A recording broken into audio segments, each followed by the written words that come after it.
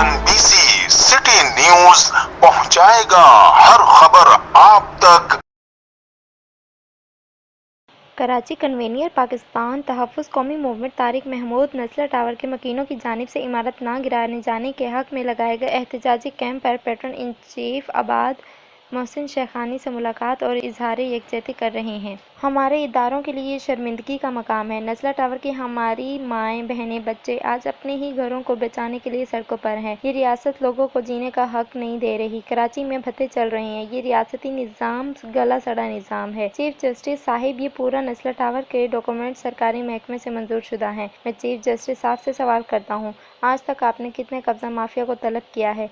Chief justice साहब, कराची में न जाने कितने ऐसे मकामात हैं जहाँ ना तो आपकी ज़बान चलती है और ना ही कलम।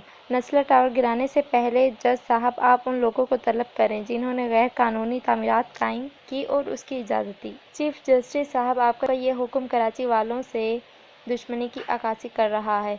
मेरी चीफ जस्टिस साहब से अपील है वो नस्ला टावर के खिलाफ अपनी नजर सानी। असल वजह यही है कि आपने मरीज को आइडेंटिफाई कर दिया, डायग्नोस हो गया।